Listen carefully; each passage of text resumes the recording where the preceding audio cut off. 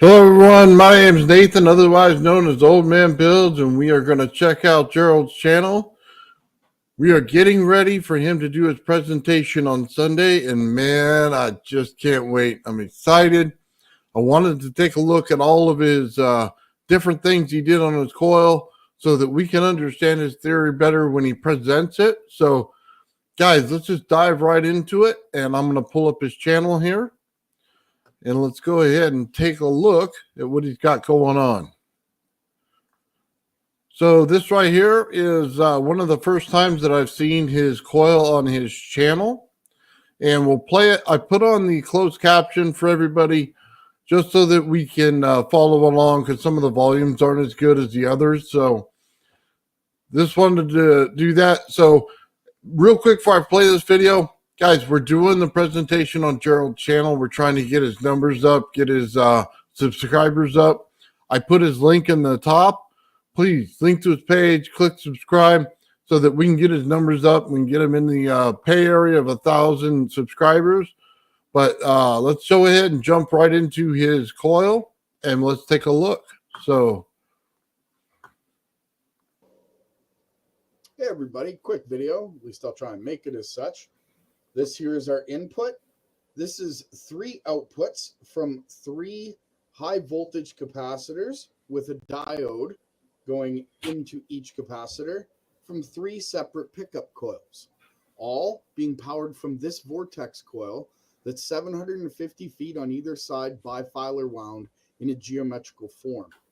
These 3 meters for these 3 capacitors will show you its output, as well as this light turning on from the back EMF.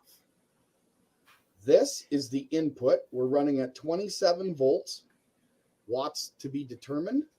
We were running from a function generator at 432 hertz, 20% duty cycle, running through a horizontal deflection transistor that goes to the coil itself. Again, this light will be lit from the back EMF, and these capacitors will be filled by the Vortex coil on the outside of the coil. All right, so here we go. I'm turning it up.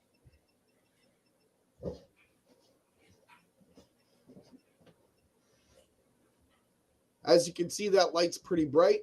We're producing 34 volts on this from this pickup coil, 15 volts from this pickup coil, and 15 volts from this pickup coil. And that's needless to say of the rest. But we'll get to that in a future video. This is just a quick show of what I'm doing and what I've been working on. Our input watts are between 7 and 9 watts at 27 volts. All right, ladies and gentlemen, here we go. You do the math. Wait until the next one. Have a great day. okay, let's talk about a few things. 432 hertz. That's nothing. We're usually talking about kilohertz. We are talking in hertz here. So a very low frequency, but he's putting in what? You said 24 volts, which is a very little amount of watts. Let's go ahead and rewind a little bit, see if we can't catch that moment. He's got 29.69 volts, which means he's got 8.7 watts is what he's saying. So what he's got is the pickup coils on the outside. Gerald's coil is a Vortex coil. That means on the outside, it's very little voltage. But on the inside, he's creating a magnetic pinch. So on the inside, he's going to pick up massive voltage. So it's kind of good to see the perspective of this, that the outside coil is picking up a bit and it's still producing more than what you would expect. And then the inside will be the trick. So one of the cool things about this is that he's showing you the meters, exactly what's going on there. He's showing you that he's using an iron ferrite core, that he's wrapping it in wire.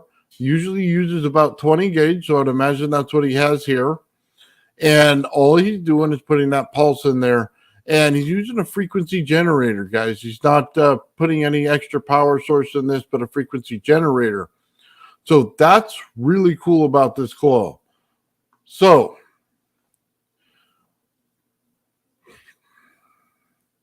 yeah, for high inductance coils like Gerald's, lower frequencies are more efficient. Yes, they are.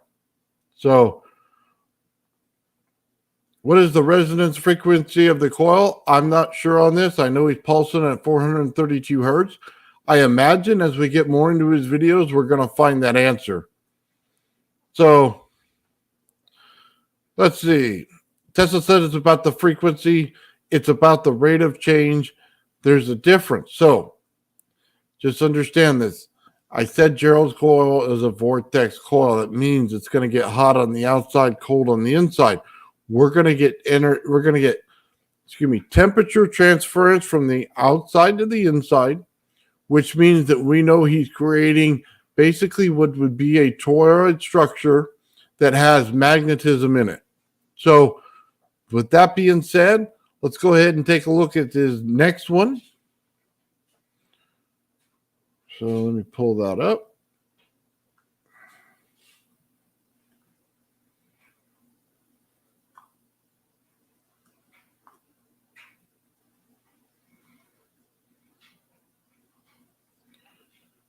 So he's got some really cool ones in here too. Guys, there's a lot here to look at. So Hey everybody, quick video. We got 2 more meters added to this, 2 more capacitors pulling from 2 more pickup coils. So here's the setup. We got a 750-foot bifilar wound vortex coil with 11 pickup coils around the outside of the coil. We have a single diode and capacitor going to 5 of these pickup coils only because I only have 5 meters. All right.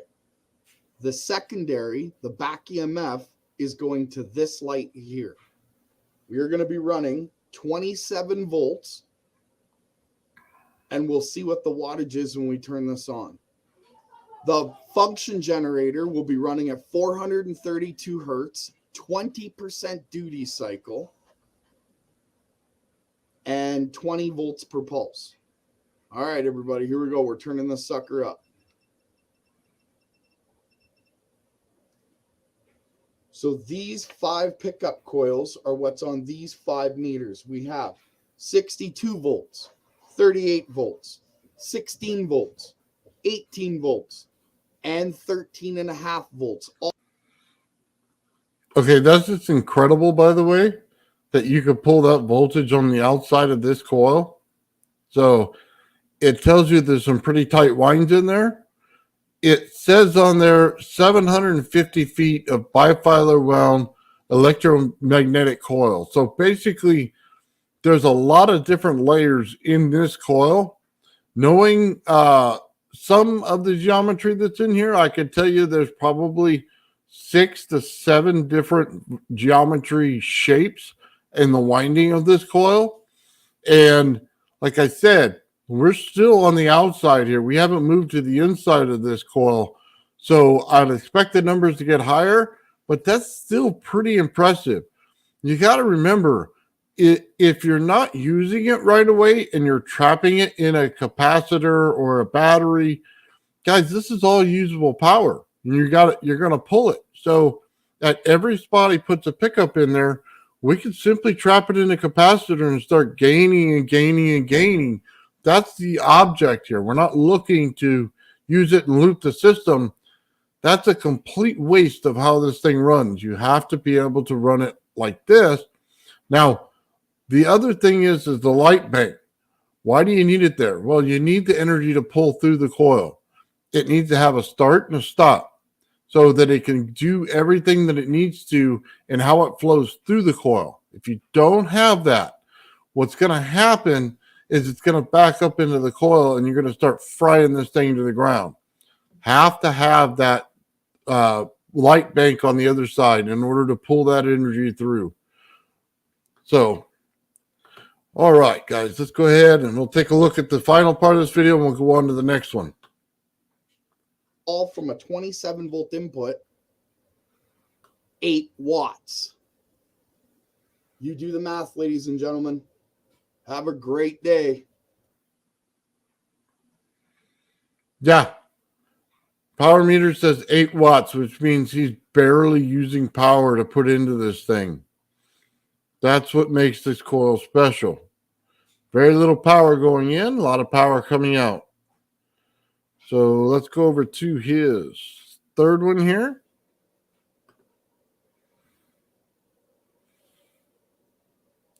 Scalar field, absolutely. So hold on. Let's just stop it right here.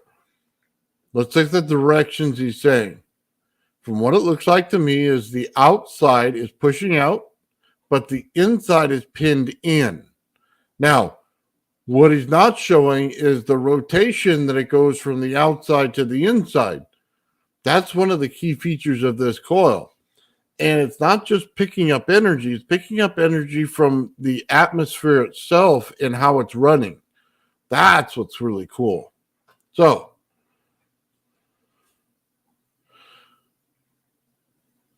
yeah, I don't know if the light's the resonance, but it's showing that there's resonance in it, or else it wouldn't run as efficiently as it is.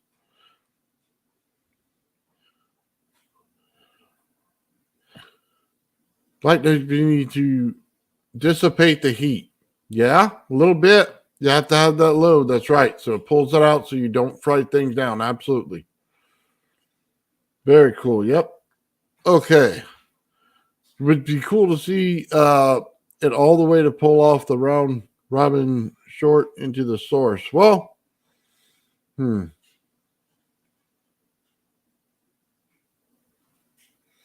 maybe. I don't know. He runs it in a particular way for a reason. Let's see. Outside and inside countercurrent, heat exchange. Yes. Now we're getting to the vortex understanding. Yes, a heat exchange. We are absolutely getting there. So, okay, let's play the rest of this video and see what he does.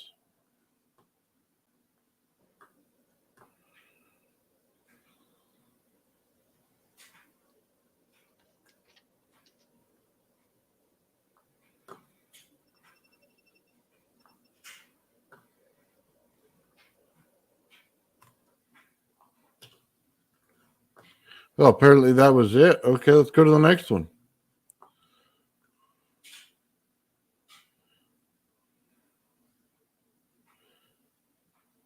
So where are we at? We just did his third on here. No, he's got it down further. So far, we're just on the outside of this thing, guys. Yeah, okay, one more video, and then we are on the inside. Hey, everybody. All right. Hey, everybody. Another quick update. What do we have here?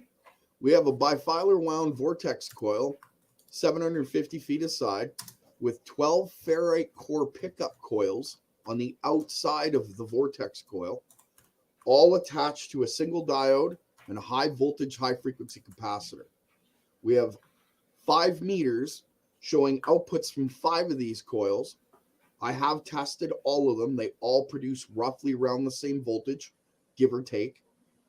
The secondary on the bifilar wound coil is going to this light right here, which is 4 panels of 94 volts to light each LED panel. It's going to be pulsed with 28 volts from a function generator at 428 hertz, 20% duty cycle through a horizontal deflection transistor and then to the coil itself. We'll show you the output, but this is a means to an end, ladies and gentlemen. I'm going somewhere with this, so pay attention. The next few videos in this video series will kind of show you where I'm headed. All right, so we're going to turn this on in 3, 2, 1. As you can see, the light is, well, almost blindingly bright, and we have voltages from 5 separate pickup coils that are surrounding this core. As you can see, it's running at anywhere between 4 and 8 watts. Pretty interesting output for 4 to 8 watts. Anyway, I'll let you decide and watch where this video series goes. I hope. All right. So I believe he was at 7 watts. He says 4 to 8 watts. So he's right in the same range as what he's inputting. This time he's adding capacitors, yet he's not put in the capacitor bank yet in order to bleed out some of the energy. But he's still pulling a good number on every one of the pickups. And I do not see all of his pickups connected. We see most of them, but not all of them yet. So I think he bought all the meters at the guy's store because apparently he's got a ton of them. But anyway, really cool to see. The next video he gets onto the inside of the coil. So we'll go to that.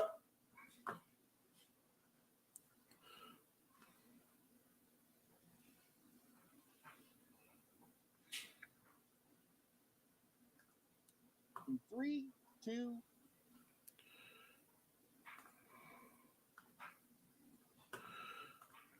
Okay, real quick, guys. I'm just going to go ahead and say this again. We're trying to get Gerald up to 1,000 subscribers, so I'm going to leave his link in the description for his channel. You can watch all these videos there. We're doing his presentation on his channel on Sunday so that he can get all the views and subscribers and get him up to 1,000 so he can start to get paid and everything from YouTube, and we can get this thing going. So I'll leave it in the description now. Please, if you can, like, subscribe to his channel, comment on his videos. And guys, definitely worth watching. They're real short, every one of them. He put out a couple shorts. They're doing well. So let's get into this. This is the inside of the coil.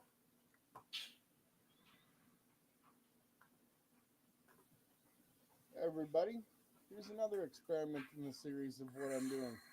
We got a vortex coil with 3 pickup coils on the inside, 1 pickup coil on the outside. The pickup coil on the outside goes to this meter right here. The ones on the inside go to these 3 meters. And then we have a tri-field meter on the outside turned to the magnetic field on the selector switch. We're going to be pulsing 28 volts from a function generator at 880 hertz square wave, 20% duty cycle through a horizontal deflection transistor and into this vortex coil. The back EMF, or the secondary on this bifilar wound coil, is going to light that light, which we're going to have to cover with our whoppers. Why? Because otherwise you won't see the meters. It's too bright. All right, we're going to turn this on in 3, 2, 1.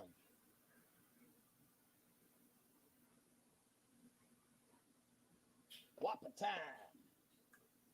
All right, what do we got? We got a pinned tri-field meter here. Don't try this at home, ladies and gentlemen. We got 27 volts. We got 90 volts. We got 48 volts. And on the outside, 9.33 volts. All running off of 27 volts pulsed, 0.05 of an amp. 1.5 watts. That's what's running all of this. We're getting full power on our light. 27, 90, 48 volts on our inside pickup coils, and 9.31 on our outside. And our tri-field meter's pinned. Okay, now we're getting there, right? We saw the power on the outside, and it was good. Anybody be happy with that. But when he pulled that inside number, guys, this is one of the first videos that I watched of his. It's amazing. That just normally doesn't happen. And especially when you're winding geometry coils, right? Because every time you wind a wind, you may be canceling out the next wind. So you have to take in consideration how you wind a coil. He's got it to the point where he's not canceling things out, and you can see that there's an amplification here. That's one of the coolest things ever, isn't it? That on the outside, he's getting energy. You can see it's less than the inside. You can see a flow start to happen. We know that the flow goes from outside to inside, and then he's magnetically pinching the center. So his Tesla number in the center must be super huge, especially if you're taking your tri-field meter and pinning it. So we definitely got a lot of magnetic force in the center of this coil. So, but we also established right now, just in the coil, the rotation flow of the toroid that the coil is, that he's getting the flow from the outside to the inside. That's evident right off the bat. We're already starting to see what he's doing here. And thank God for the whoppers, because I would be blinded right now. So let's go on to the next one.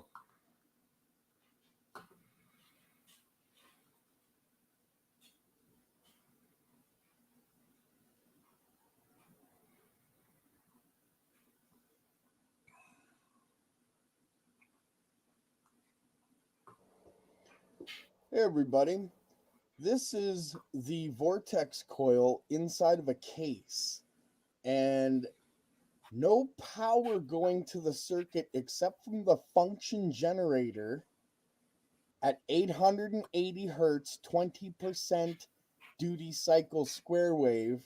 And I'm just going to turn up the function generator. There's no power going to the transistor other than the function generator. Check this out.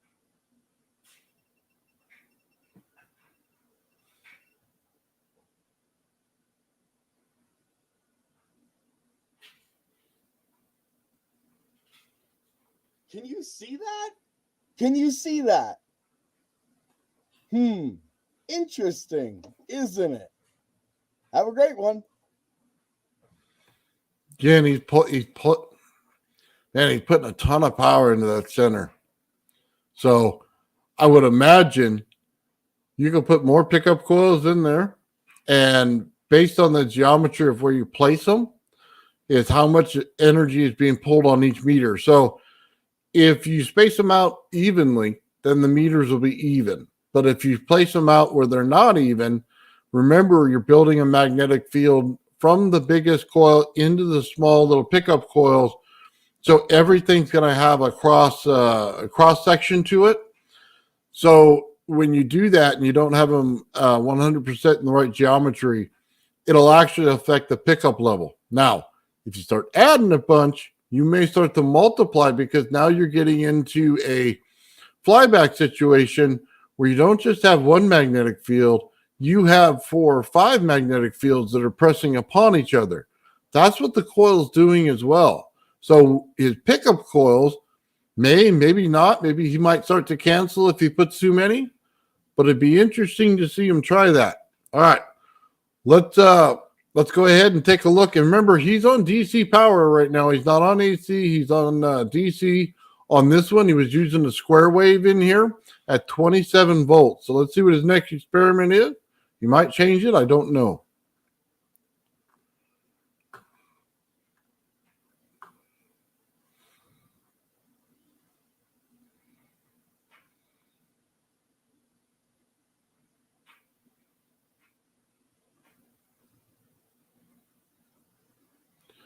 All right, here we go.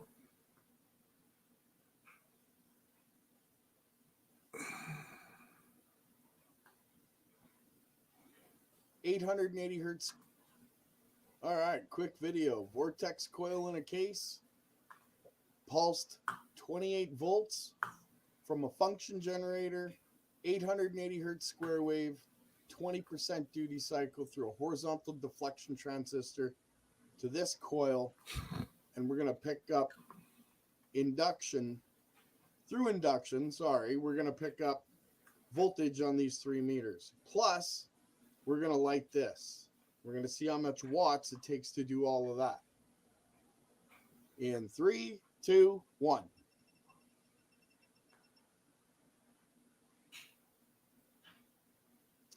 All right.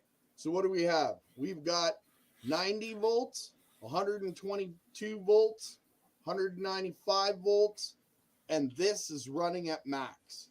And we're doing all that on 27 volts, 0.04 of an amp, 1.4 watts. Now that the voltages have stabilized, we've got 53 volts, 41 volts, 113, and the lights at max, all running from 1.4 watts, 27 volts, 0.04 amps. Thanks for your time, ladies and gentlemen. I hope you have a great day. Right on. Yep. Much, much better when he does that, huh? So let's pull up the next video and we'll take a look. Let's see. We got out of the suitcase now. Hey, everybody. Take 300. No, I'm just kidding. But it is the first day with my new tongue, so please bear with me. I'm here today to talk to you about dielectrics. What is a dielectric? Well, in electromagnetism, a dielectric is an electrical insulator that can be polarized by an electric field. Kind of like what we do here with this vortex coil. Because of dielectric polarization, positive charges are displaced in the direction of the field and negative charges shift in the direction opposite of the field. So today I'm going to attempt to show you that with a permanent magnet. Okay. He uses a base that is conductive below his coil. That's just not true. What he has is this thing is in epoxy resin. Okay. That's it. And then it's a countertop. And it's just an old countertop like you would have in your kitchen back in the 70s. And of course, it's not yellow like they were back then. But I do not believe whatsoever he's got anything hidden under that coil. He's simply got epoxy in this thing. So if you're thinking there's a trick here, there's not. It's simply the coil making the energy, guys. There are no gimmicks here. I could tell you, I've seen the bottom of his coil. I've seen his experiment. Absolutely no gimmicks. This is a guy right on the up and up, man. This coil, epoxy resin, is what he set it in, and that's what it is. And he'll show you the coil later on in some of the videos. But, yeah, totally 100%. Let's see.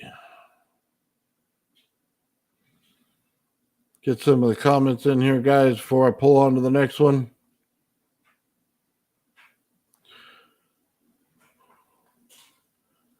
That countertop, I see the rounded edge on it. I don't know that it's concrete at all.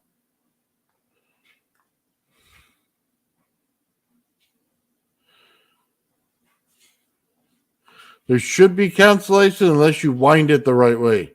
So if you wind it the right way, it won't cancel out. You think the energy is going in one straight on top of the other coil. It's not. And that's kind of one of the key features of this. One of the things he's going to show in his presentation. I'll leave that to him. Let's see.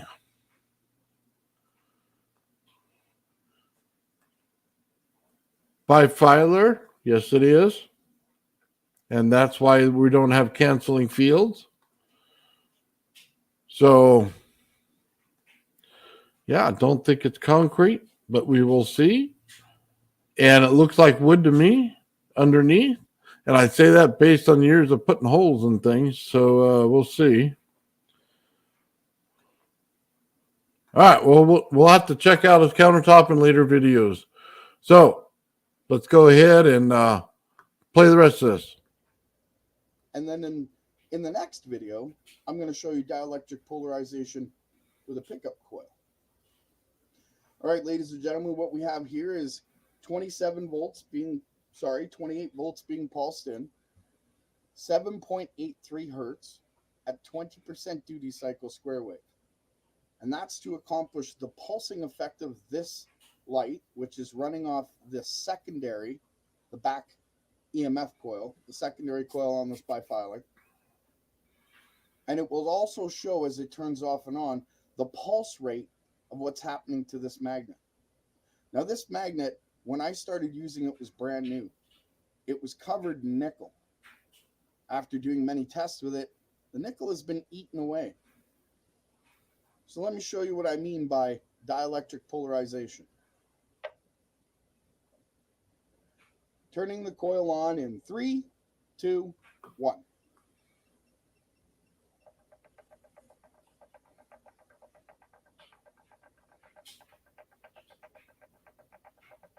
And what's happening now is it's pulsing, but it's not polarizing. Now I'll turn up the pulse a little bit. And it's instantly polarized. And now I'm getting more out of the light.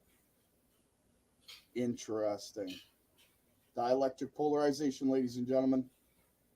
The first demonstration. Have a great day. All right, let's go ahead and take a look at some more.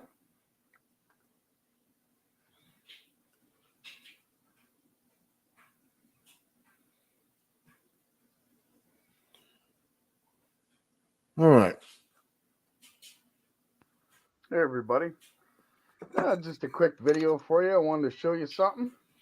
Got my new infrared camera here. And I wanted to show you what the coil shows up like. Right now, it's a scatter.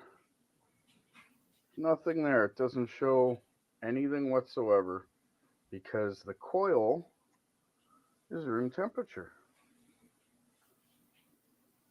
Okay. So, as you can see, it's not charging, but I'm going to turn it on.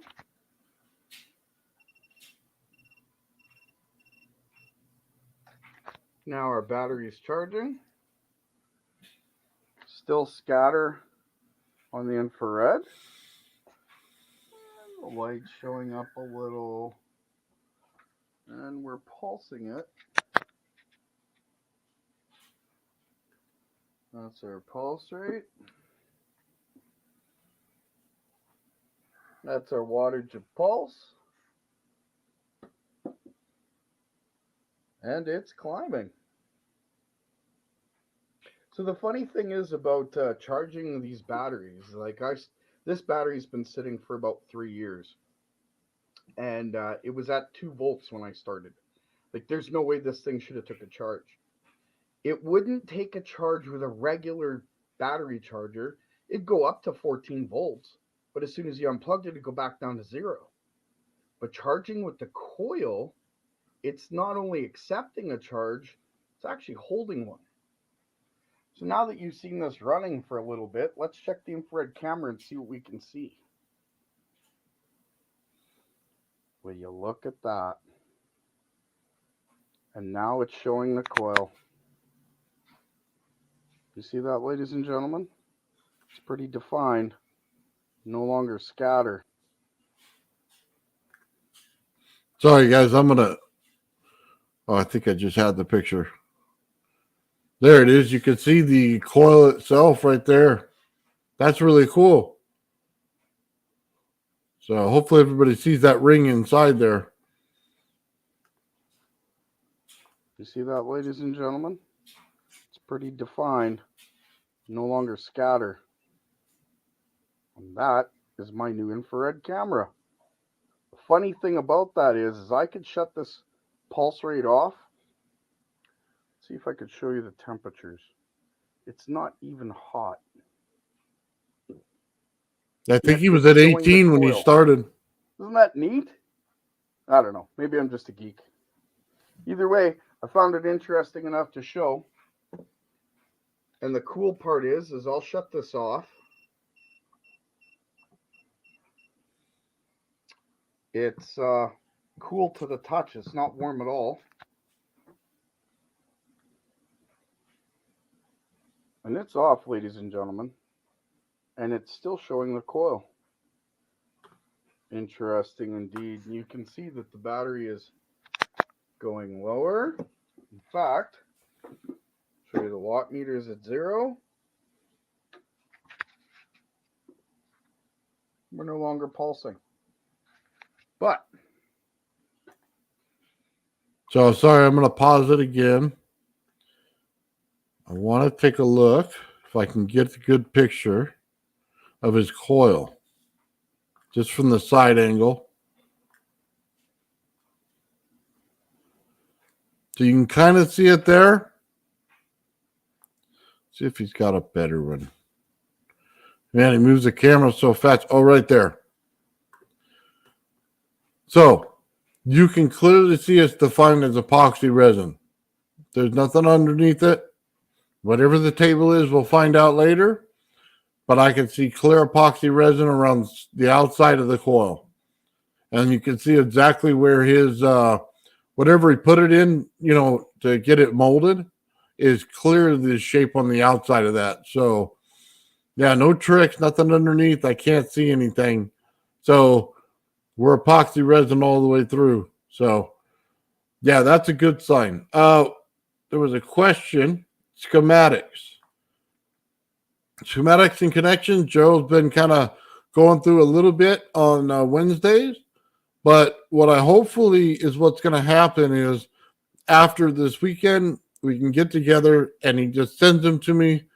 I will go ahead and go through them all, put them all on a whiteboard for you. And I will absolutely tell you which way they flow and how they work. That way, there's no more confusion. Everybody can build them and we can all start using them for every project you got going on. Let's see. Sorry, guys. I know that you guys are having chats back and forth as I'm going through this, so I'm trying to do everything. Gotcha. No tricks suggested. Yeah.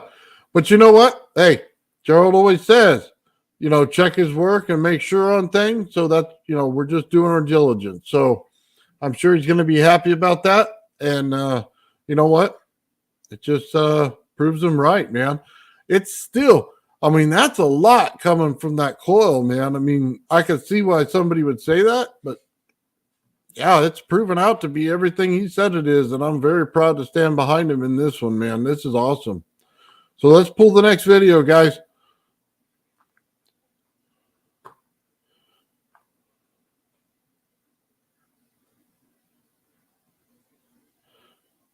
Okay, we're getting into some cool stuff here. Let me see. We got... see where we're at real quick. Make sure we're in the right place. And we went through those ones. Got the inside numbers. I think we're pulling. Oh, God. I want to make sure I got it right. Let's see what he's got on this one. What we have here is basically the same setup with some slight changes. These are all one wire. One wire, they go to a half-wave rectifier, and then the other wire from the coil goes to the ground. This wire here is a ground that goes to a pipe that goes underneath my house. So what I'm going to do here is I'm going to hook up this ground, and you're going to see a couple of meters climb just from being grounded out.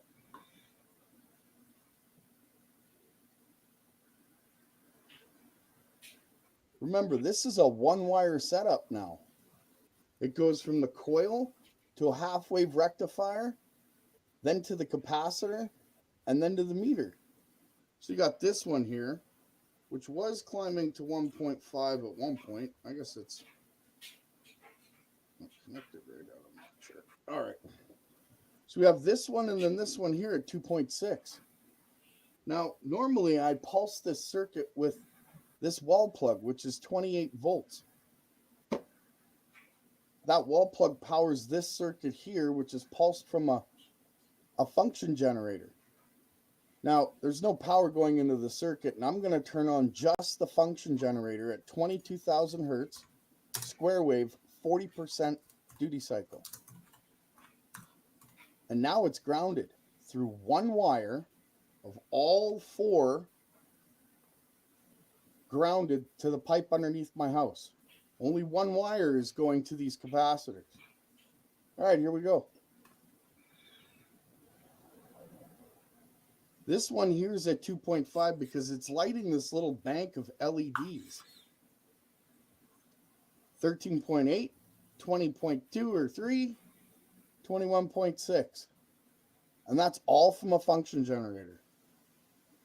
Well, let's disconnect this because it's pretty bright. Look at that go up to 26. And as you can see, this is slightly lit, not majorly, but one panel's 94 volts to light.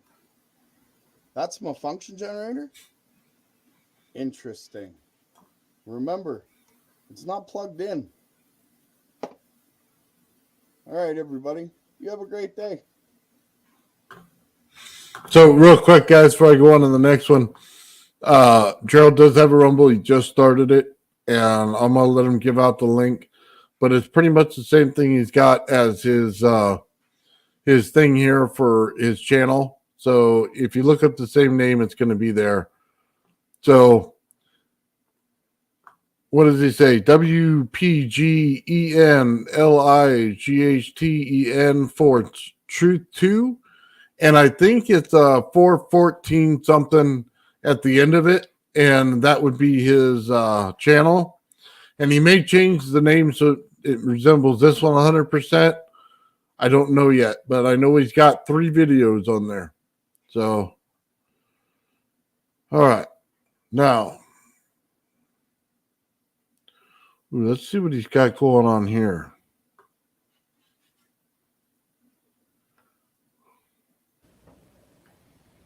Check it out. 2N355 of the neon in it. Basically, it's a modified jewel thief circuit. And what we have here is a pickup coil that's 1 wire. Goes to a halfway bridge rectifier. And then to this meter here. And it's not even touching the coil. But the other wire is going to a ground pipe that goes underneath my house. And I'm picking up a volt just from the ground current. All right, I'm going to turn this on. Let's see what happens in 3, 2, 1. All right, so we got our bulb here going at about 50%. That's our cube, our LED cube. We're picking up 14 volts on this coil, and it's not even close. Look. Here, I'll put it close. And as you can see, the meter's reading, it was reading 0.9 watts. I guess I'm grounding it out more. So now it's saying 1.5. Let's see what happens when I put this on the inside of the core.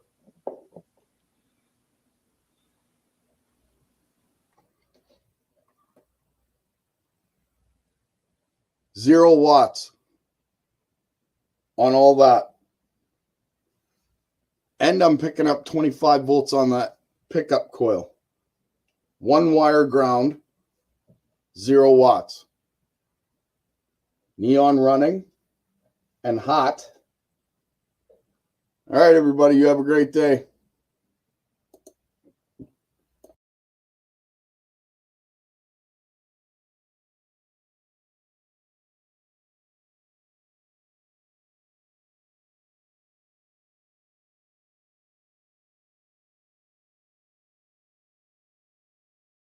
Sorry, my mic was muted. I coughed. Anyway, I put a link in there for Gerald's channel to that video we just watched so that you guys can subscribe to his channel, because again, on Sunday, we are going to his channel and we're going to present his coil there. And then so everybody can go there and subscribe, and we can get him up to speed on his subscribers so we can get it up high enough so he can start to get paid here. So anyway, guys, we're going to go on to the next one here real quick.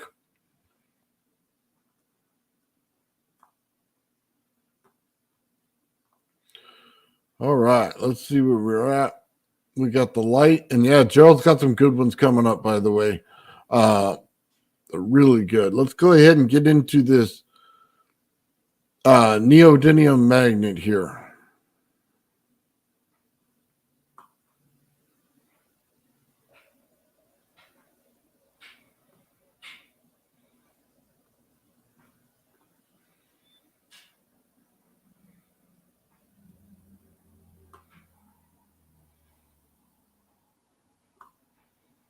Sorry, guys, there's no volume on this video. Showing the DC pulse on a big magnet. Yeah, I'll just throw it right off.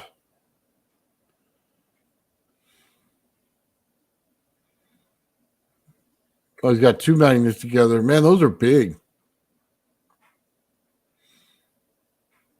You can see the pulse right in there.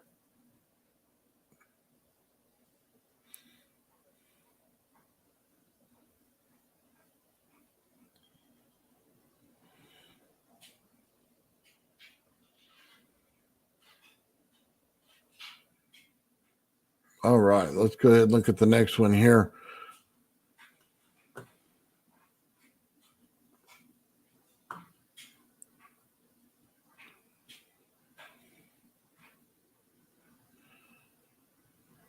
All right, where are we at?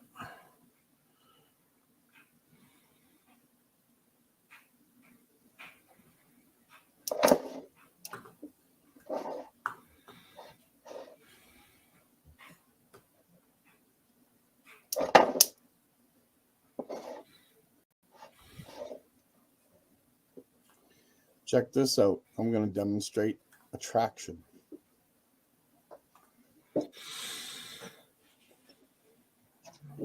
In 3, 2, 1.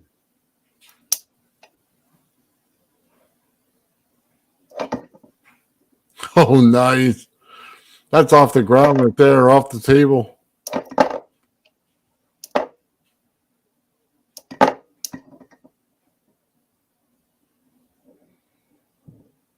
Oh, that's really cool. Interesting, isn't it?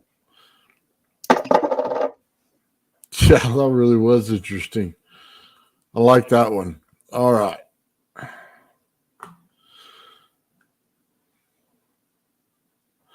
Right on. Let's go on to the next one. Let's see what he's got. Okay, we covered those. He's got a bunch more experiments, guys, but I'm going to keep it to the coil. So let me find the next one. And, okay. So let's real quick, we're going to look at what his coil looks like in here. Picture. Hey everybody, here's a quick video for you. Check this out. Look at those perfect bubbles. I'm going to see if I can just get this going here. What you're looking at is my coil in epoxy. And, okay, there's a good picture. So what I've got going on here is this is my coil in epoxy. And when I was on Nathan's channel, Old Man Builds, big shout out, yesterday, I had held my coil up to the light, and there was all these little points of light shining through. And I thought I'd pull out my electric microscope and have a look. And what I found were all these perfect bubbles. Now, the funny part of that is when I put this coil in epoxy, it didn't have these bubbles. It was shown to somebody else, and they had said the same thing. So I'm just doing a quick preview here. I mean, look at them. They're almost perfect. And they follow the lines of copper. Look at this one. It almost looks like it's metal. It's the best resolution I'm going to get, everyone.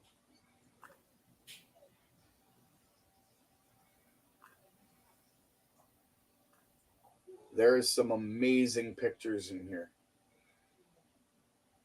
All right, I don't know quite what's going on, but I'm going to do this test again with another coil. I'm going to put it in epoxy. I'll video it. I'll vac it so that there's no bubbles in it, and we'll do the same tests and see what happens. If we can make it reoccur, then obviously there's something else going on. All right, everybody. Thanks for your time.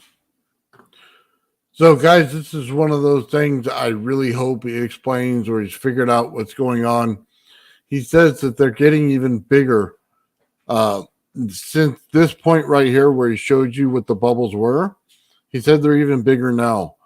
He may have to build a whole nother coil and test on it because this one may prove useless when it starts putting all the holes in there. But he's still got to figure out why. So if you know what I say, fry it and find out. Let's blast this thing with some energy and find out why it's doing it. But eventually in time he'll do that and we'll find out exactly what they were. I hope it's something cool like ball lightning or something, you know what I mean, that he can show it. And he does have a video, by the way, later on with one of his other coils that does show the ball lightning, and it's really cool. So I'll show that at the end, guys, and I'll show a couple of his other ones at the end. I think the primary presentation is going to be on this one, but I will show a couple of the other coils in here. So, all right. go back and we'll take a look.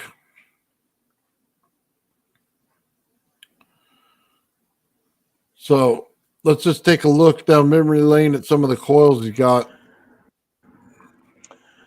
Hey everyone, just thought I would do a video on some of the coils that I've built in the past from beginning to end. It's the kind of thing I started out, I don't know, 2005 roughly, 2008, somewhere in between there.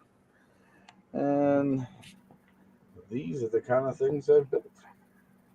Now I gotta say, in the beginning, none of it worked. I mean, talk about a learning curve.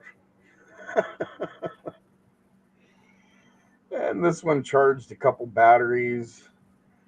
So did this one. This one, well, this one did something a little special we'll get into later. This one here was an attempt at, well, there's aluminum wire in there. So it was kind of a, well, it was a different sort of a test. I wrote everything out, but it didn't work for shit. Pardon the expression. This one worked, had a unique feel to it. Does a couple of things I'll bring up in the near future. And this one here didn't work at all. It was wrapped with galvanized steel wire and copper. And the outcome that I was shooting for was a type of a heater, and I did not get it. And I built all types of coils. So here's a Starship coil. That there's a Rodin coil. In the corner there is a Powers coil. This one here is my version of a Powers coil. This one is something entirely different that I built on my own, as well as that. And that little one there. That medium-sized one there. And they get smaller. That's an old Jewel Thief circuit, or at least wrap for it. And those two coils are identical and unique in their own fashion. And there was my first attempt at a Tesla coil through a lid motor circuit. And a failure it was. But hey, we all have to learn somewhere, right? All right, so this is just a small taste of the coils that I've built in the past. And I've built a whole lot more. But this is all I can show you at the time. All right, everybody. Have a great day. Man, that's a lot of coils. He said he's on 183, is I think the number he said. So he's got a whole bunch of boxes of coils sitting around. So he has winding experience, up to wazoo here. So 183 coils. I think he says it in one of his later videos, but that's a lot. So let's take a look at another one. So he starts to get into, let's see, his other coil, but let's see. Yeah, he's into his other coil now. So let's take a look at that. By the way, guys, if you haven't seen this experiment, it's really cool. And we're going to check this out real quick. All right, real quick demonstration. Stick from my squeegee. You'll see why in a moment. Nothing on the secondary, just strictly pulsing the primary. We're going to see if we can make it go a little higher. Turning it on in 3, 2, 1. All right, so let's adjust this. It's got like a pivotal point there, right? Now watch this in 3, 2, 1. Interesting. You see that again? In 3, 2, 1. Have a great day. Okay, that was just cool. So let's go back to that real quick. Stick from my squeegee. Secondary, just strictly pulsing the primary. We're going to see if we can make it go a little higher. Turning it on in 3, 2, 1. All right, so let's adjust this. It's got like a pivotal point there, right? So it's already lifted. Now watch this in 3, 2, 1. Now, while sitting on a magnetic bubble that's already created, it took off. So he's activated. He's got a let me just say this bifilar coil here. He activates one half of it, then he activates the second half. So on the first half, it creates the initial magnetic repulsion. The second one gets it to jump. That's just so cool. So he's got a couple more out there like this, and he does this on another one. So let's go ahead and get to that video.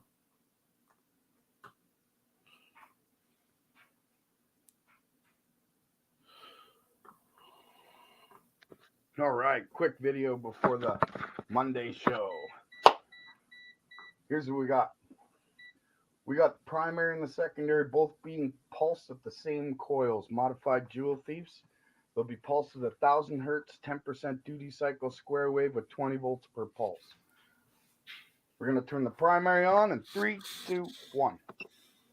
You guys have all seen this before, of course. It's levitating about an inch above the magnet. I'm going to turn the secondary on in 3, 2, 1. Now we got about 1.5 inches above the magnet. That's pretty cool. It's neat and everything. Check this out. Let's see if we can hop it while levitating. In 3, 2, 1. Whoa. Now let's see if we can bring it up and keep it there. In 3, 2, 1.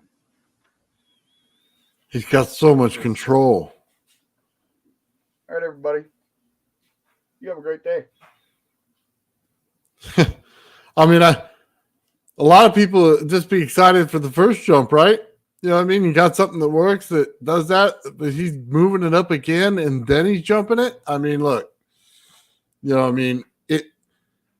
He's got a bifilar going. So originally when he hits it, one side is going, so you get the initial height, right? The second one that hits, what is he bouncing that magnetic field off? Is it the amplification of both coils together, or is it simply building on top of this bubble that he created the first time? That's the interesting part. And the more interesting part of that is if he builds two bubbles and then he forces against them, is it flying that much? Well, I can tell you when he pulses them both, I don't think he's getting it that high originally. So there is something secondary going on here. That's what makes it so unique when he starts winding his coils, is he's getting more than the average person does, and it's just interesting to see. The first thing he did was he just stuck a wooden stick in the middle. That was the previous video. This video, I do believe it's a crystal cylinder. So you can make your mind up on it about it, but I just think it's really awesome and fantastic that he's doing this. He's all showing us something on this. So I think that's amazing. Okay, I'm going to pull up his next video and I'll pull the chat comments here in just a minute.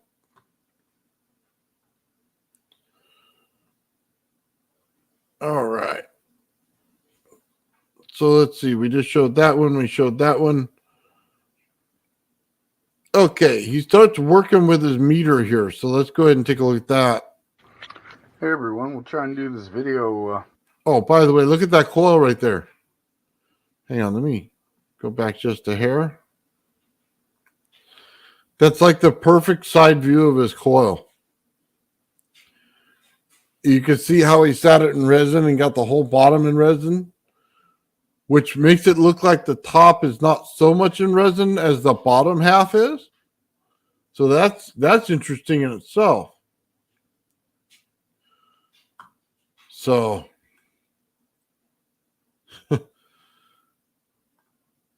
all right, let's pull these things up.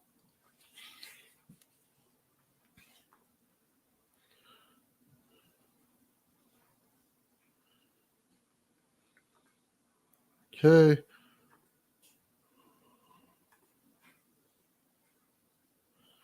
Power is energy.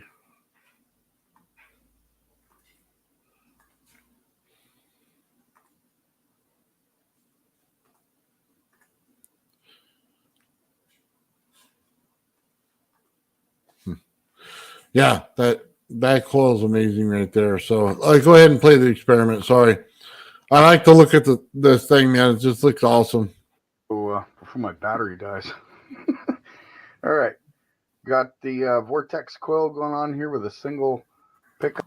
Oh, by the way, We can clearly see that he uses what he calls zap straps, or just, little quick ties right there. And how he's holding his coil together before he puts it in the resin. So just in case anybody wondered what those things were, what the black marks were when he does show his coil from the top all the time, you get to see it right here, a little bit of zip tie action. Cup coil, 120 wraps on the ferrite core to a full wave bridge rectifier, then to this little meter. The primary of this coil is going to be pulsed with a modified Bedini circuit, and the secondary is going to go to this LED bank. We're going to pulse it with, I don't know if the camera's picking that up, 14.8 volts, give or take. And we're going to pulse it at 1,000 hertz, 1% duty cycle square wave, 20 volts per pulse. But the whole purpose of this video is to show you the waveform. So we're at 20 volts per division DC at 0.1 milliseconds. So we're going to turn it on in 3, 2, 1. And that's the waveform. We'll put a hold on it. And that's at 20 volts per division DC at 0.1 milliseconds. All right, we'll switch it up. Let's go up a little. That's at 0.2. This thing's just ringing.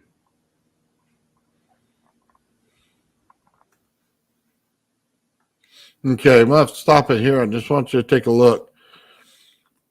We see a distinct signature here. That's a Tesla coil ring. We also see a spike. Now, it's hard to see because it's not like focused in enough, but there might be an H wave in there. I can't see it, but it looks like it rings and then it spikes as soon as the coil pulses the other coil on the bifilar.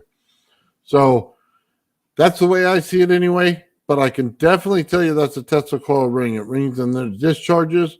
Exactly the same exact signature I get on my Tesla coil. So that was interesting. And then, hold on. There was a thing in here. I don't want to say this. I'm sure Gerald's going to tell us about it. But when you have what he does and the power on the outside smaller, but there's more heat, the inside, the amount is higher, but it's cold. Now, he says he can direct the amount to be cold on the inside or outside, depending on how he pulses it and which frequencies he puts in and how he wires things. So he can also produce a north and south pole out of this thing. He's also getting, again, let me just remove this for a second so I could show this. You have this basically a toroid, right? And we know that it's going in some kind of fashion, so it's moving in one direction, right? As it moves in that direction like this, we know that he's picking up a secondary thing, a magnetic field, right? So that we know one, directional flow, magnetic field, but magnetic field's in a directional flow. What's that's causing is a vortex to build on top and bottom. Again, it depends on how much energy is in the center. Because again, as it's going in its direction, it's also going over top. So it's spinning energy while also pulling it in. That's going to create basically a tornado coming right out the top. It's going to also do it to the bottom. So we're getting vortexes in this thing. That's truly one of the most interesting things about it. Because of the vortex, just understand this, energy gets pulled in from the surrounding area. He's pushing out energy. He's pulling it in. He's got a magnetic pinch in the center. So it's basically getting condensed in the center, but it's also pulling in more energy. That's the exciting thing here. Normally you don't get a pinch that hard. You could take most toroids, wrap them with wire, then you won't even get a tenth of what he's getting. Not at all. You have to wind in the geometry that he does, and you have to make it vortex the way he does. It's part of the geometry feature of the coil. So fields aren't canceling out. They're multiplying in resonance. When you get to a perfect resonance, you get something special. That's what he's getting at here. So I'm sure it's all going to be part of his presentation, but I'm absolutely excited to see it. This is really cool. Okay, let's get back to this. So love to have this in a much clearer image, but that's so cool in what he's doing. Okay, he's actually showing you the Tesla ring in there. It's important because the Tesla coil is a pump. We all know that frequency goes up and down, primary, secondary, up and down. But now you have it like this, and he's pumping it like this. That also is going to make that vortex just, just like a screw. And it's going to go down, but it's also going to come up a little bit, down and come up. So as he builds it, it's going to have so many different features in that vortex. It's awesome. So, okay. Get back to what he's doing.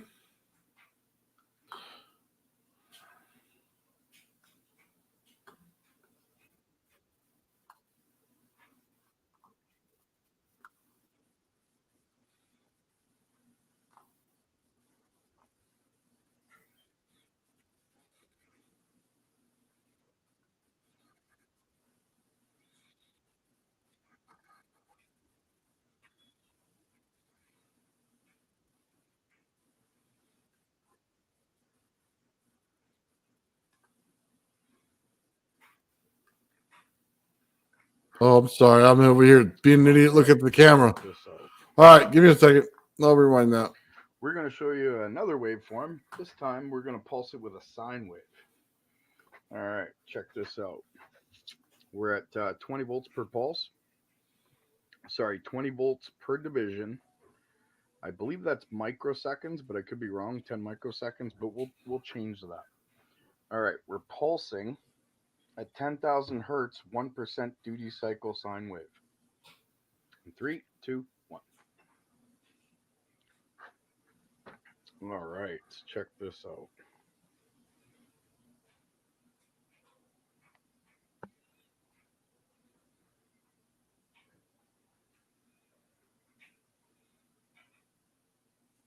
This is a sine wave. Remember, 20 volts per division. This is just the secondary that you're seeing this on. Look at that.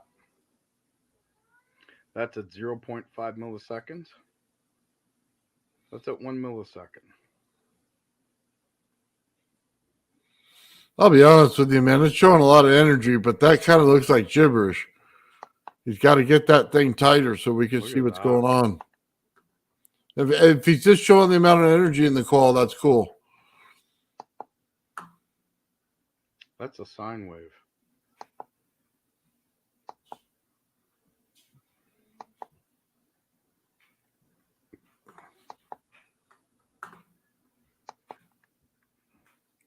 Yeah, by the way, he's pulsing one coil, getting a back EMF on the other coil, and makes it look like a sine wave on this. But I would imagine it looks much different when you actually get the energy pattern on the coil than it will on an oscilloscope. So kind of one of those things, the oscilloscope's useful, but not for a show on the actual field on this thing. So, yeah, very wavy. Got it. I wish he had my oscilloscope. He could have dialed that sucker right in and found it. And yeah.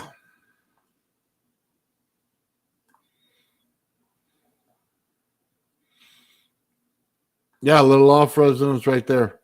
Not hitting peak to peak perfect, but yeah, he's definitely got it in there. And here's the thing. He's giving you what's going in there, but I'm not seeing the configuration of how he's pulsing it, and he's not showing that. That I hope someday to see, because when he tells you how he's doing it versus what sine wave comes out of it or which pulse wave comes out of it, that's where the brilliance happens right there. That's the 1-2 punch you kind of want. You know what I mean? So, yeah, I think we'll get this thing up there a little bit here in the future. We'll have to get some money together and get him a nice big, you know what I mean? Nice big machine so he can put it out there for us and really get some good pictures off of it. Yeah.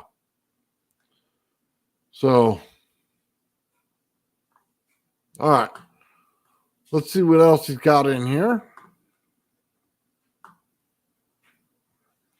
So we did those two. Let's see if we can't pick it up. Hey everybody, I'll try and make this quick. It never is. Alright, so we got this 3-inch Vortex coil here. We have a ferrite core as a pickup coil in the center with 120 wraps. Goes to this full wave bridge rectifier, then to this meter. We're going to pulse it with this modified Bedini circuit. We're only going to pulse the primary of this coil, whereas the secondary is going to go to this light beam. The little oscilloscope is hooked up to the secondary of the coil itself. Our power supply is set for 20 volts. I still hear the camera kitten. picks that up. I'm not really sure from this angle. And we're going to pulse it at 70,000 hertz, 1% duty cycle triangle wave at 20 volts per pulse. The oscilloscope is set for 20 volts per division at 2 milliseconds per division. Hopefully you can all see that clear enough. All right, so we're going to turn it on in 3, 2, 1. Oh, one more caveat. We're also going to see if this affects it. All right, turning it on in 3, 2, 1.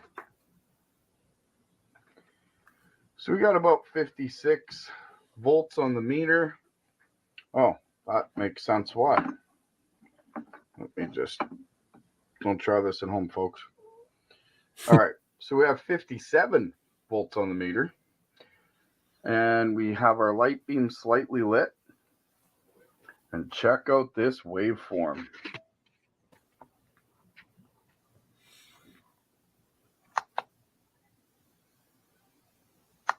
Remember, this is at 20 volts per division. Let's see what he's got. Come on, get it cleaned up.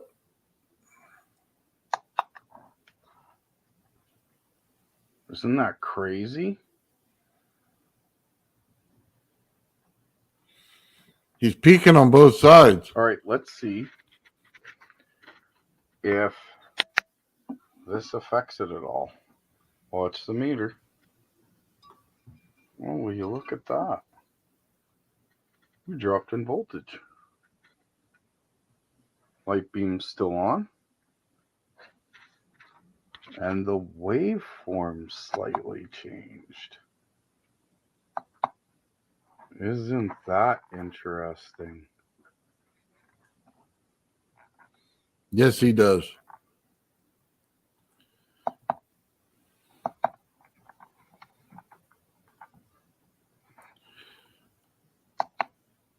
Yeah, I wish, to be honest with you, I wish he was able to show it in full picture, because what it's going to show is it's going to look like a sine wave, but it's pulse DC, but it's the amplification of each side of the coil is what's going on. So he's got a primary and secondary, or, his two coils are 180 out, however you want to say it, it's a bifilar. One coil hit, then the next coil hits. One coil hit, next coil hits. He's hitting resonance in there. And he was showing you the ring of it. Now he's showing you how it's ringing from one to the next, one to the next. Like I said, it's like a Tesla coil.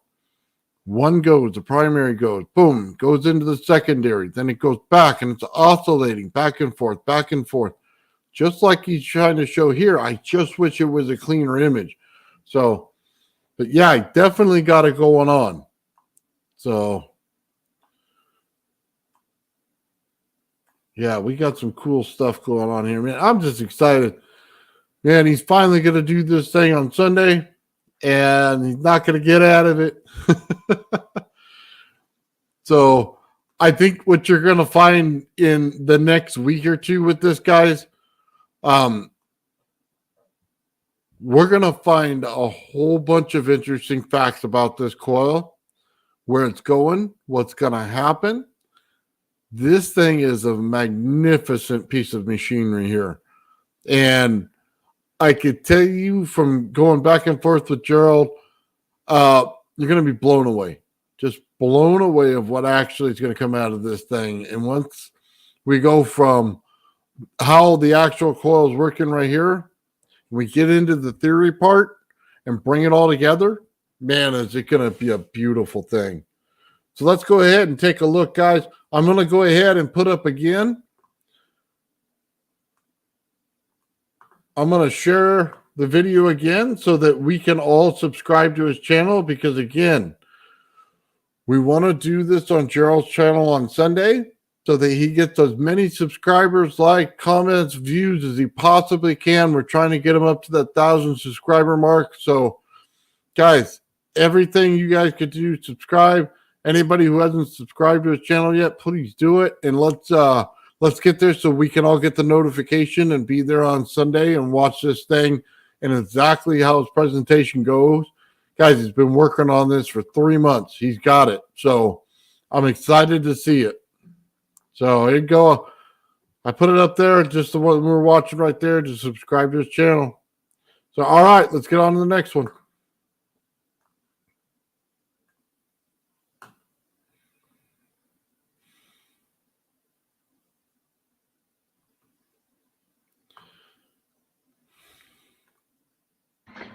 Okay, so here's a quick introduction to my new oscilloscope, handheld, the one that I said I was going to get. I just got, so I've been playing with it, getting used to it, doing some testing on this coil, a reactor coil.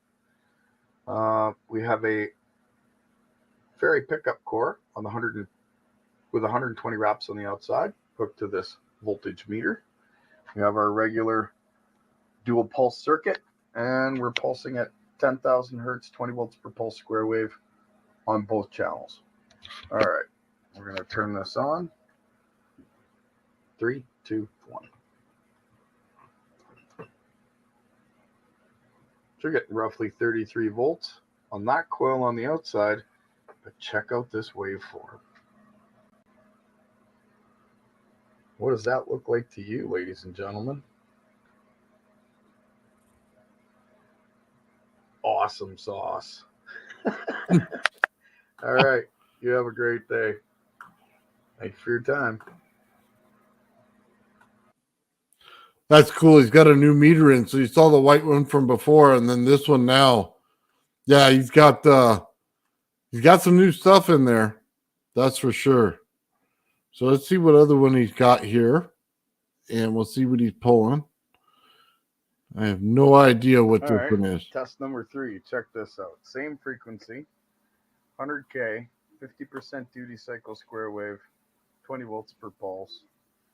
Here's the oscilloscope. But we put a core on the outside just to see if we're picking anything up. And we are. So I take back from the last video. But check this out. Turning it on. 3, 2, 1. 25 volts on the outside. Where's that 24 volts? Isn't that 240, 250, give or take? It's roughly 10 times the difference. Interesting. And check out this spike. Hold on a minute. Just lower this here so we can see what's going on. Check out this spike. 250, give or take. It's roughly 10 times the difference. All right, hold on. I'm sorry. I'm going to go back to this a little bit more. Which side was which one? Number 3, check this out. Same frequency, 100K, 50% duty cycle square wave, 20 volts per pulse. Here's the oscilloscope. But we put a core on the outside just to see if we're picking anything up. And we are. So I take back from the last video. But check this out. Turning it on. 3, 2, 1. So the left side is outside, the right side is 25 inside. volts on the outside. Where's that 24 volts? Isn't that 240? 200.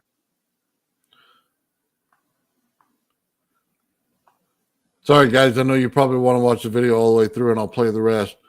I just have to tell you, that's an amazing number to pull. That means that magnetic pinch is not getting canceled out anywhere. It's hitting right in the center where it should, and he's pulling mass volts out of it. That's really cool. And then does it cancel out when he pulls out of his secondary? No. It's not canceling anything. He's got usable voltage there. You put that in a capacitor, man, and it's going to go up quick. It's going to fill right away. And then it's continuing to go. I think a lot of people, let me remove this real quick, will get lost in this, but please understand what I'm going to tell you. You never loop the primary system. That's a big mistake. Always keep it running. What is it doing? So when you have a field in a coil, what it's doing is it's continuing to run the field. Therefore, the amount of energy you're getting in the dead center doesn't change. That's the key to this.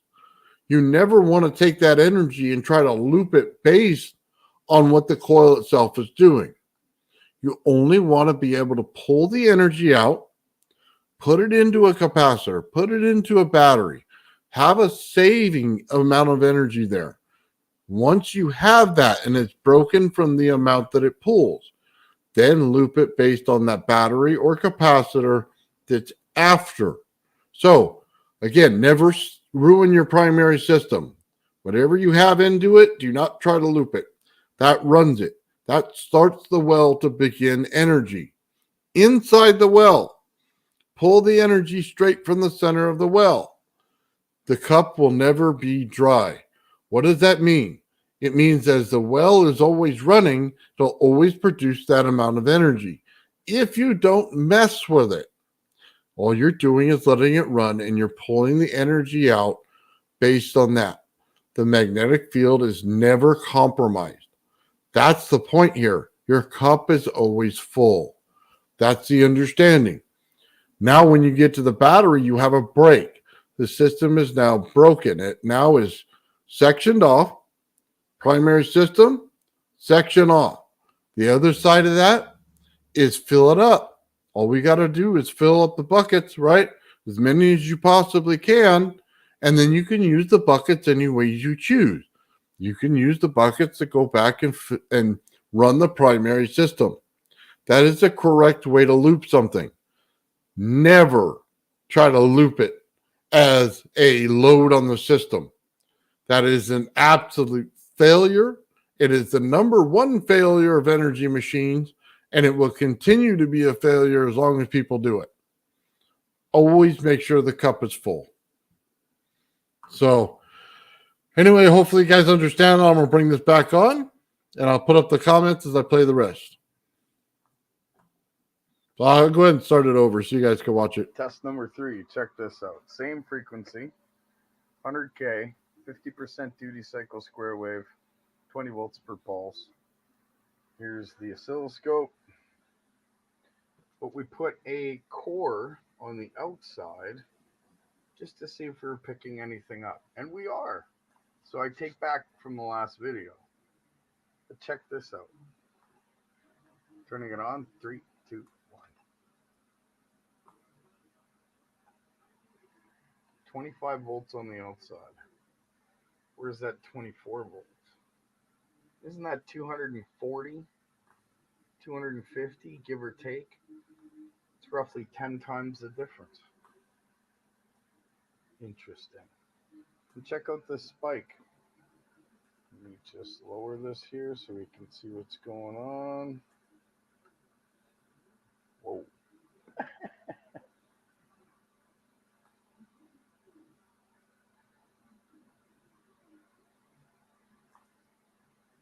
Now I've raised the frequency because I'm obviously pulsing at 100K, but the meter states it's at 48K now. I'm getting 240 volts, 49 volts on the inside, and 24.4 volts on the outside. Notice the neon isn't on now? Interesting, huh? Have a great day. Man, he's got some interesting stuff. All right. Let's find the next one here.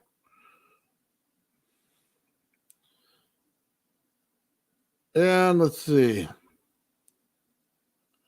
Where are we at? Ooh, right here. All right. It's in that capacitor right now. I'm going to pulse it. All right, check this. Okay, I'm going to pause it right here so I can tell you. In this light bulb, he's going to pull ball lightning. So I don't know how well it's shown here, but guys, I'm going to remove myself and let it play.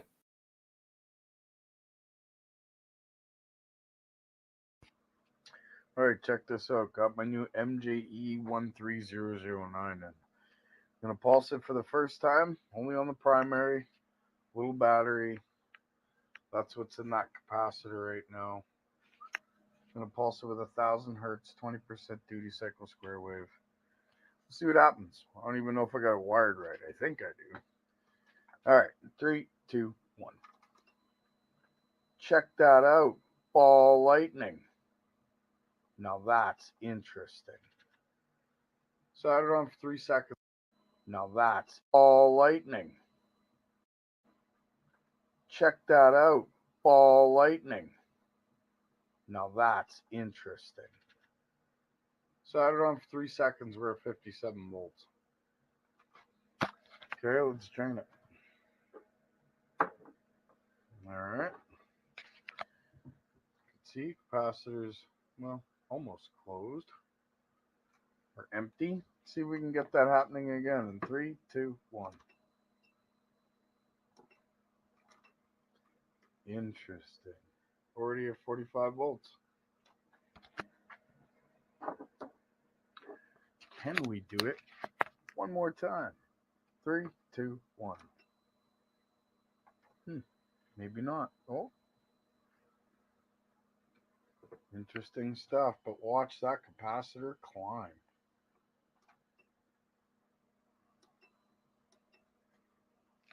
All right.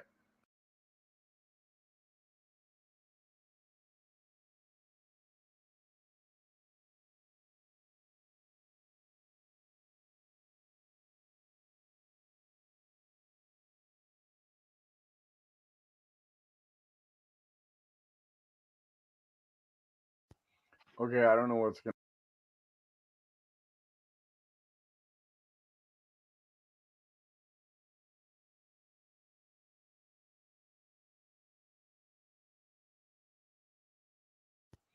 Okay, I don't know what's going to happen here.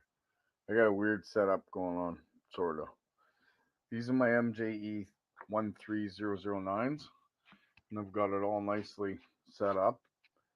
They're both powered from this one battery. That's a 12.32. I'm going to pulse both the primary and the secondary to 1,000 hertz, 16% duty cycle. This inner core is going to the battery to charge. As you can see, it's pretty dead. And then this here goes to this other pickup coil. And my cap bank is disconnected for the moment. So the last time I turned this on, I seen ball lightning. If ball lightning shows up again, that'll be the title of this video. All right, turning it on. 3, 2, 1.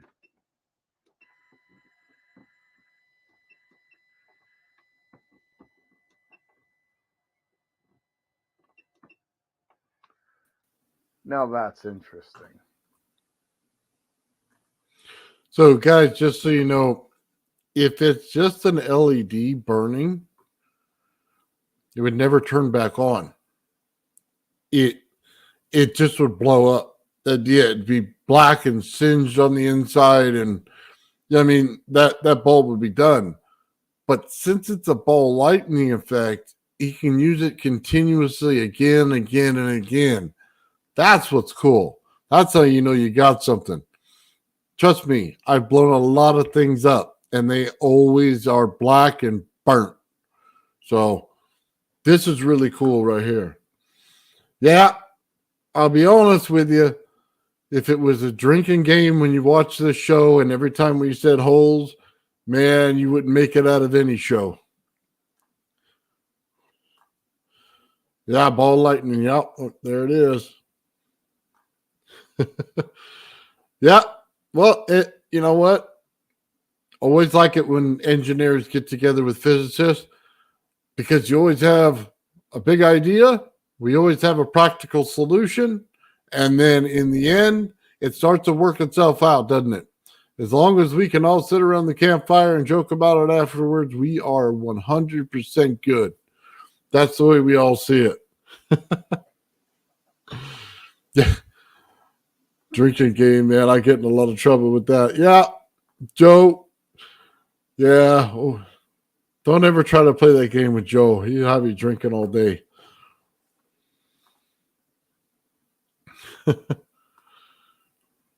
Yeah. So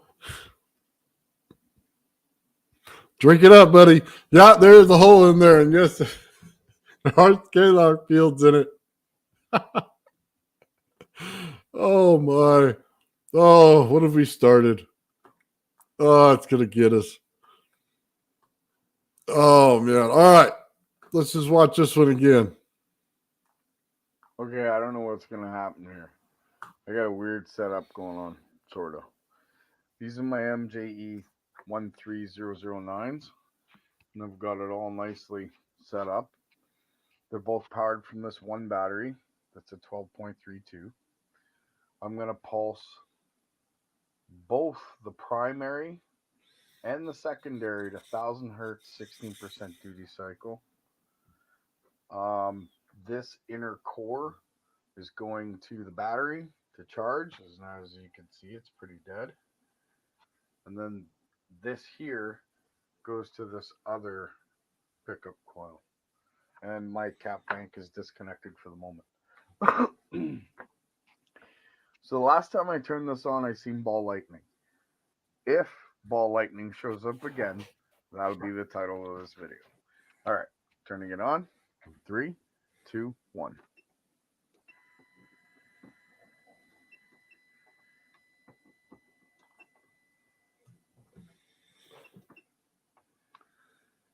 Now that's interesting. Should we try that again?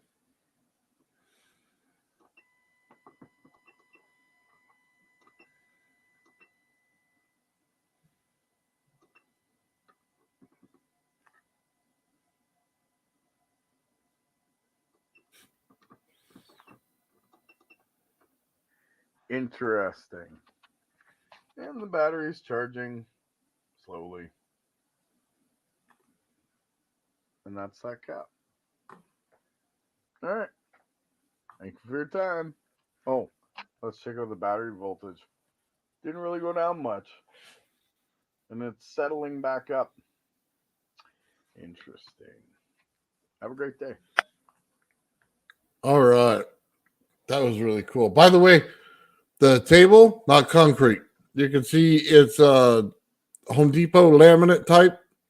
Front edge in the front of the edge is rounded in the front. The back has a lip on it, which is the backsplash of it.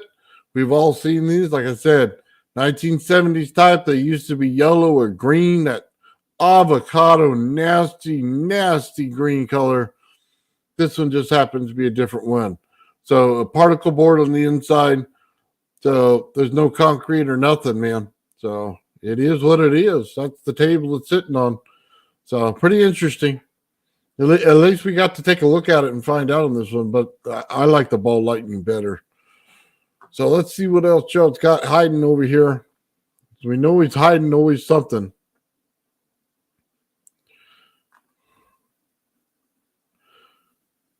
Let's see. The beginning stage. This thing is incredibly difficult, you know. If you don't figure out the parameters of your winding before you start, trouble begins. All right. Hold on for the next clip.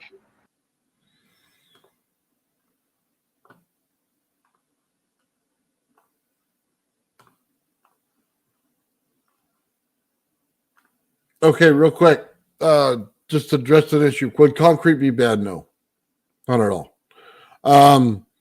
As a matter of fact, the more surfaces you put it on and get the same reaction from it, is better.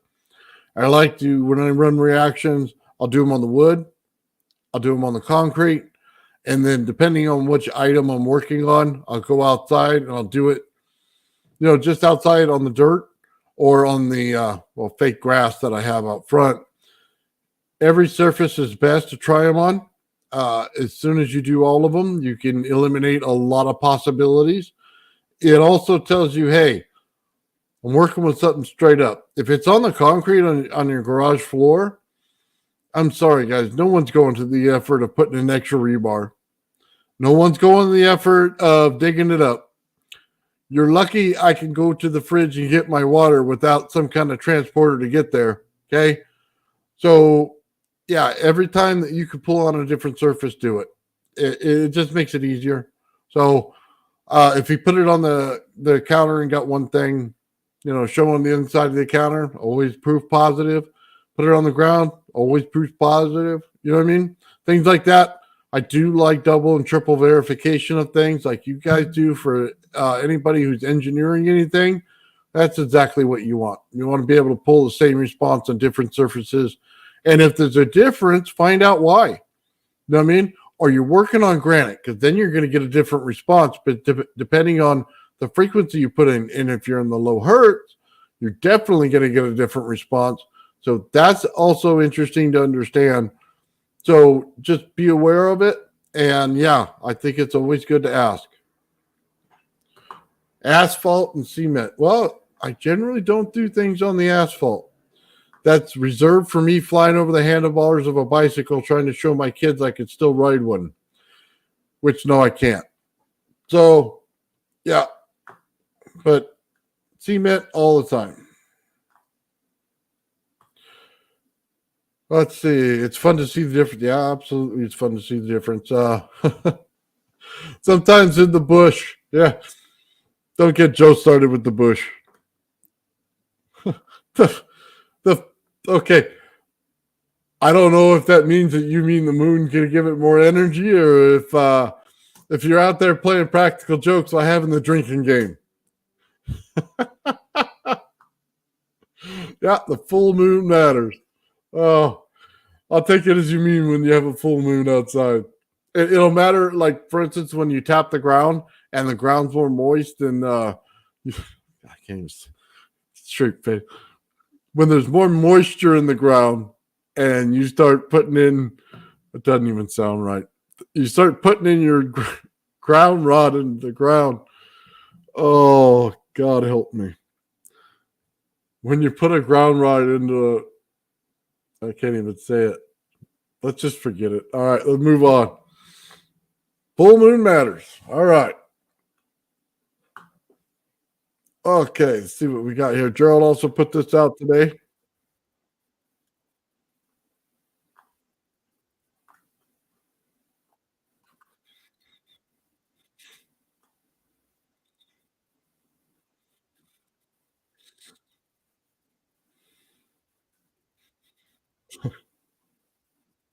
Oh, man. Oh, here we go. Primary channel 2 be pulsing this. All right, I pulled out the big circuit. First test. We'll see how this goes. This is the MJE13009. They're both powered by this battery. The channel 1 will be pulsing the primary. Channel 2 will be pulsing the secondary. Both at 1,000 hertz, 16% duty cycle. That's our battery voltage. Oh. That's our other battery voltage. That goes from the inner core. And that outer core pickup is this right here, this meter and that cap. First day with my new tongue. Anyway, so we're going to turn it on in 3, 2, 1. Secondary in 3, 2, oh. Look at that. See, it kind of rolls around the system a little. Secondary in 3, 2, 1.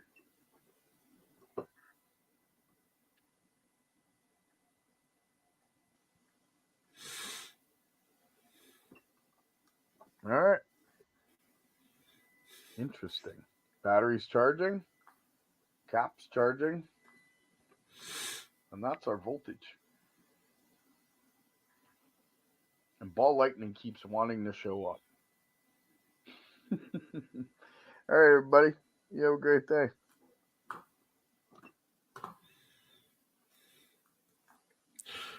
What's going on, Ben? Hey, what's going on, Nathan? Nothing. I just wanted to jump on real quick and give you a link to a very short clip that basically confirms what Gerald's finding with his ball lightning. If you want to take a look at it from First Stop Energies, the similarities are striking. It's pretty cool. Okay, as long as we mute the volume. Yeah. Or actually, there's no music in it, so you should be okay. But yeah, you shouldn't need the volume anyways, just to take a look at what he's got going on. It's exactly the same thing. Okay. You want to pull it, Ben, or you want me to pull it? I get it. Hold on one second.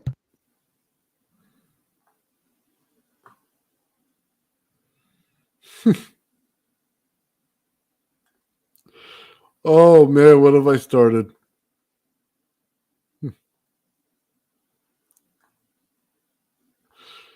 Check this out. He calls it radiant energy, but this is how many years ago? So we really, in 2019, we really didn't know a lot about ball lightning. So look, he puts in the neon and he's adjusting it. Look at that. Oh, there it goes. There you go.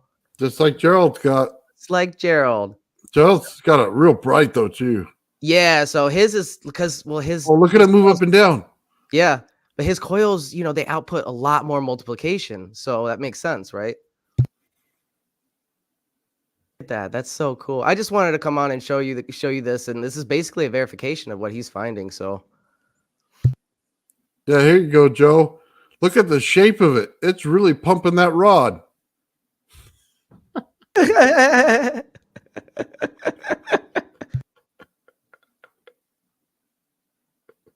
Oh, it's for you, Joe. Oh my God.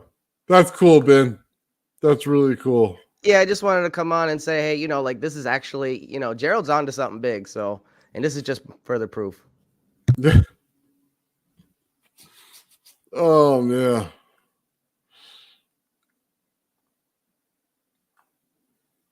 Oh, that's so great. Yeah, sorry, guys. I had to do it. I always get in trouble at the end of these things. Yep, right there. So we're all good for Sunday, and we're gonna have a pregame show on my channel. I think you said you're gonna have one too, Yeah. and we're gonna direct all of our audience to Gerald's and have a big fun event. Yeah, so what's going to happen on Sunday, guys, is we're just going to start it off with probably all of our channels, and then we're going to direct everybody to Gerald's channel so we can watch the show.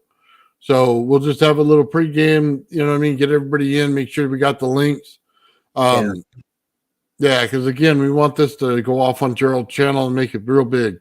So, hey, and we're kind of like the cover band or the opening act, so Yeah. it's our job to get them pumped for the main act.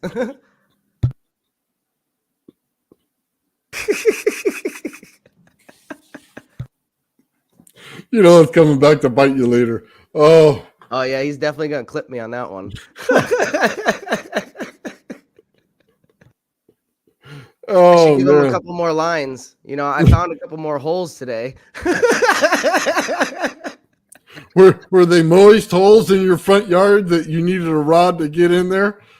They're quite dirty.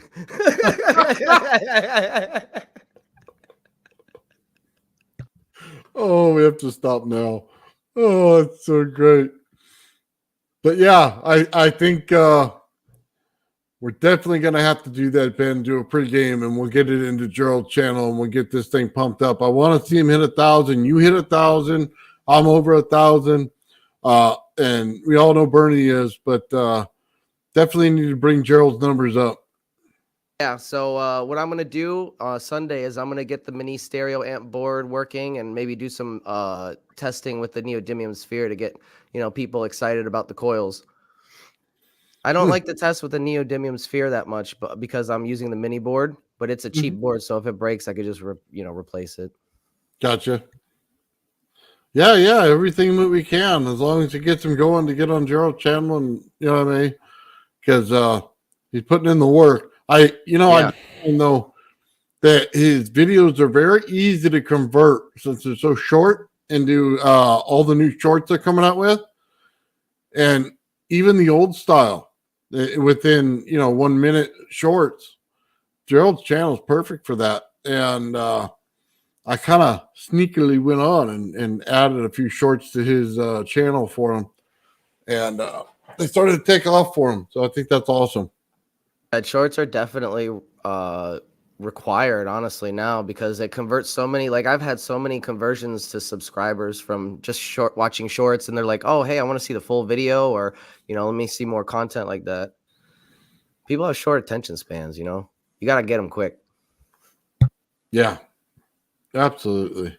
Well, the good thing is we're putting on good quality content that's mostly clean, except for there's been dirty holes over there. Yeah, I will be working with the neodymium sphere, so hopefully that working with doing some experiments, spinning that sphere, gets everybody riled up and excited for Gerald's presentation. That's what I'm hoping. Yeah, well, it's been 3 months in the making, right? So he has a lot of information, and I hope he gets as much out of it, as much out as he possibly can. And if we blow something up in the process, that's just part of the fun, right? What does Bob Ross say? Happy little accidents. Well, the good thing is he's done all of his experiments. You know what I mean? He's already had proof of concept. Now, one of the things he's going to put a theory to it, and I think he's found one that matches with physics. And so I think that's going to be interesting in itself on how he matches the physics with the actual experimentation. So that's amazing. He really needs to, because that's going to be required if he wants to, because I think he should give a presentation at the Breakthrough Energy Movement if they start, giving conferences again. Because I know they put the conferences on hold since, the pandemic or whatever. But if they ever start back up again, which I hope they do, I'd like to get Gerald's coil on that conference. Yeah, I agree. So, yeah, it's really cool, man. I'm excited.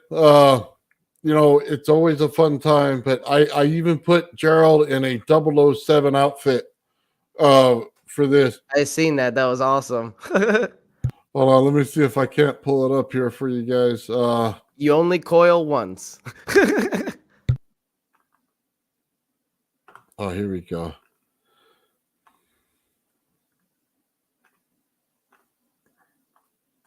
Yeah, I might blow something up Sunday. Who knows? There we go. Look at that. You'll probably never see Gerald in a suit. I had to clip it and put it together for you guys. He does look kind of like a 007 type, doesn't he, right there? Yeah. That's so awesome. I love that, man. So anyway, guys, look, I'm gonna get out of here for the day. Ben, you got anything else? Oh no. Just gonna remind everybody that we're going to have an update on Michael Morell's rodent coil research, not this weekend, but next weekend. There was a miscommunication on that part. I know some people were expecting it this Saturday, but it's gonna be next Saturday. Okay, cool. Guys, I'm going to put in the description Gerald's channel one more time. Please, if you're not subscribed, go over and subscribe to it. We're looking forward to this Sunday. Trust me, everybody in this community has been looking forward to this day for a long, long time. And what I'll do is in the link to this video on my channel, I'll leave Gerald's channel as well so that we can get the subscriptions out to him. Any community posts, Ben, from you, from crypto, on any of your channels would be absolutely awesome, and just direct them toward Gerald's channel. That'd be really cool. I made a community post on YouTube. I'll do the same for Facebook. Yeah, absolutely. I did one on Facebook this morning for Gerald. I did a couple of community posts. You can share them with the rodent coil groups too, I think, right? Or maybe some sacred geometry, so wherever it would fit. Absolutely. Yeah, because man, I can't reveal anything about Gerald's coil. I could just tell you when he does the sacred geometry part. I don't know if it's this time or next time. Absolutely mind-blowing. Mind-blowing on what that man did. And I can't say enough about it. It's going to be so epic when he does it. Is he planning on pre-recording a part of this, the presentation? You know, I think he is. Okay. Yeah, because I know I recommended that to him. Maybe it might be easier a little bit, you know, to pre-record some of it. I think all the experiments are pre-recorded. And I think he's just going to do what we do here and pull them up. And he's going to... Yeah, that'll make it easier. Yeah, he's going to explain it, and he probably got halfway of a script going on or a full script going on. I'm sure his description of it is going to be very detailed. He's been working on it for a while. So, yeah, it's going to be really cool. I'm definitely excited. And that's 1 o'clock, right? 1 o'clock Sunday. My time, Eastern Standard Time. So that would be what, 11 o'clock your time? 10 a.m. 10 a.m. your time. Yeah. You're on the West Coast. And that's on Sunday. And then, Joe, we're going to have an event on Saturday, and I don't know what the topic is yet, and we'll figure that out. And I'll see Mike Faraday on Friday, and so will you. And hopefully Gerald will be there with us. So. Yeah.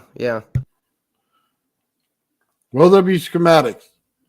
I hope so. And if they're not there, I will absolutely pull them out of them, even if I have to sit there for an eternity to draw them all out.